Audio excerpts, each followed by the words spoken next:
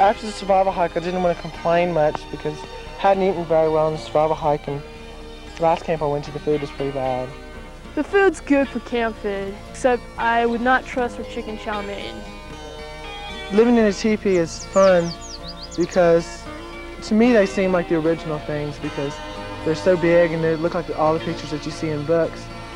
Living in a teepee is nice, especially after you've been sleeping in a tent. You really appreciate your teepee. I didn't appreciate it so much when I came here, but now I do. One of the most popular phases of the camp, of course, is our pack trip, horseback riding, and there we really go into the wilderness area. Everything has to travel by horse, so there is a lot of preparation on packing the equipment, packing the food, and all of this equipment has to go along with the horse. So it takes a little bit of planning. You're not able to run out to the store or anything when they're on the pack trips. It was a pretty long ride because we went 5 hours the first day. It was pretty fun though. And the kids can learn to appreciate the land by taking part in all of the activities. They do the help with the cooking, the building the fire, gathering the wood, and it's just a very exciting phase for the kids to ride, particularly on some of these high alpine meadows where they have a chance to see elk or deer or other wild animals, plus some of the best fishing in the world. Well, the fishing was great. It was my first time I ever caught a fish fly fishing. Fishing was pretty good. One of the people just threw in their line and they caught like 3 fish like real quick. The pack trip I had a good time on. It helped me learn more about horses too. Gave me the experience of camping and taking care of horses at the same time. I feel very confident about horseback riding. I think I could handle a horse in a situation where I needed to.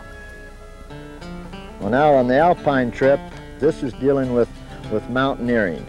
The kids live in the alpine camp, and they have to, again, plan their menus and everything, except on the alpine trip, all the equipment is carried on their back. It's not with horse.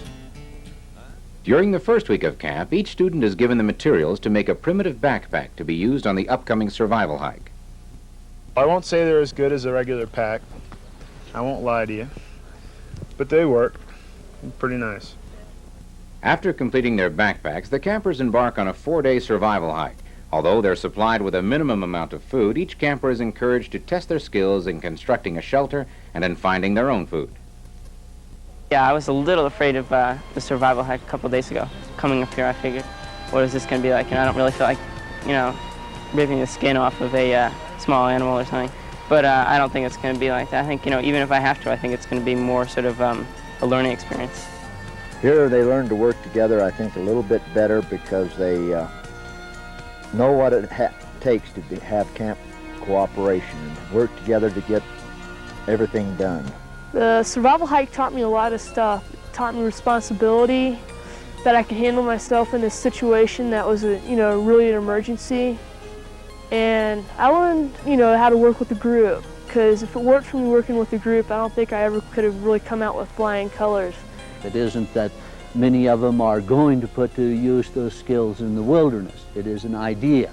It is a bringing forth of the idea that with my own talents, my own skills, I survived in the wilderness. Why can't I apply this on over to life in general? Every time I'm out here, I discover something new about myself, and I add that to all aspects of my life.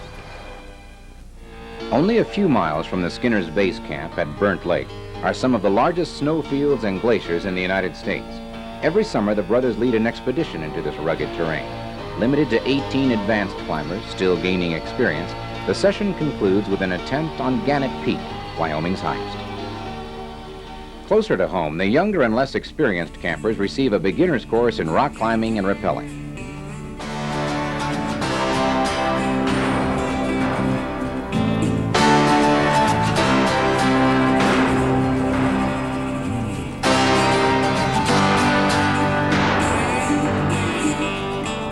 Rock climbing was really scary, but I felt a really good sense of accomplishment after I made it. Rock climbing was really fun. Most of the kids felt confident in themselves about rock climbing. because of the training that we had and the safety, and Skinner Brothers really trained us good. We did a lot of training over on just like a little slope, no rocks at all, with our partners, and it helped us be prepared for the real rock climbing. So if you are a professional, you must be like Mr. Colosino here. And at least have 2 anchor knots. Just place the rope in your guide hand. Don't let go, just slide it back. Always have your brake hand firmly around that. It's pretty hard if you don't know what you're doing, but they really teach you a lot on how to do it. I'm really scared of heights because I'm from Florida and I'm, flat-footed. I don't think me and rock climbing should go together. I'm not looking forward to next year when I come back on rock climbing, but everything else I've had a good time on. I'm starting to enjoy it more now. It's not like New Jersey at all. And I'm interested in doing the river rafting because I've never heard of that being done the way it's being done here. Our rafting trip toward the end of the session represents a unique way for the kids to travel down a river. The log wilderness rafts are put together without any nails. It's a primitive method of traveling, method that's been used for many, many years and was used by the mountain men when they came into this area originally. It represents a grand finale to their month with us, simply because of its uniqueness, its beauty, and the extreme adventure that goes with it. Whenever we go on these big log rafts, they have to be drilled completely on what's safe, what is not safe, and to think about safety constantly. They have to learn how to cover and protect themselves from the rocks and the rapids. In cover up, they've learned to protect themselves when they fall off a raft in whitewater. Might be the Middle Fork of the Salmon, might be somewhere in Chile, British Columbia, or someplace where there's roaring rivers. And when they get knocked off in whitewater, they have to know how to protect themselves.